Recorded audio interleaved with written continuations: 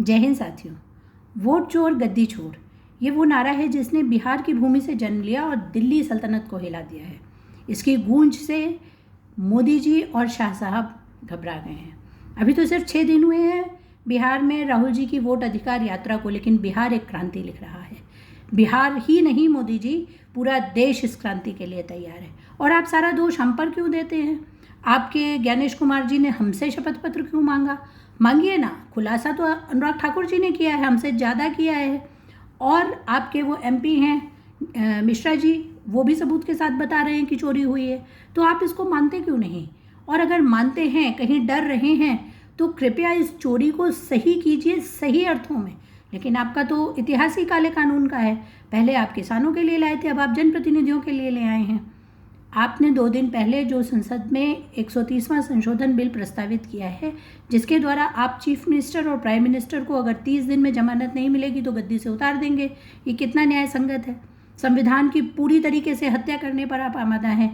ये हमारी न्याय व्यवस्था का घोर अपमान है।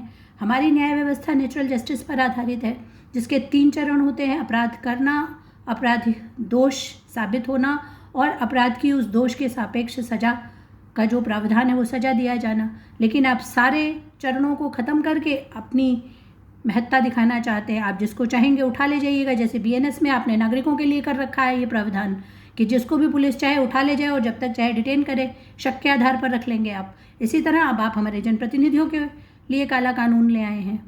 पीएमएलए आपने इस तरीके का बना दिया है कि जमानत तो किसी को मिलती ही नहीं है, क्योंकि जज के ऊपर आपने ये जिम्मेदारी डाल दी है कि जब तक वो पूरी तरीके से संतुष्ट ना हो कि अपराध नहीं किया गया तब तक जमानत नहीं देनी है। आपकी कोई सीबीआई कभी 30 दिन के भीतर इन्वेस्टिगेशन रिपोर्ट नहीं देती कि किसी को जमानत मिल जाएगा। ये आपका एक प्रयास है। विधायक खरीदे, वोटर चोरी किए और अब जनप्रतिनिधियों को, चीफ मिनिस्टर लेवल के प्रतिनिधियों को डरा धमका के अपनी तरफ कर लेंगे, अन्यथा उनका कैरियर ही ख़त्म कर देंगे। मत कीजिए मोदी जी। संविधान की रक्षा करने के लिए कम से कम आपने जो प्रधानमंत्री की शपथ ली है उसका थोड़ा सा लिहाज कीजिए। जय हिंद।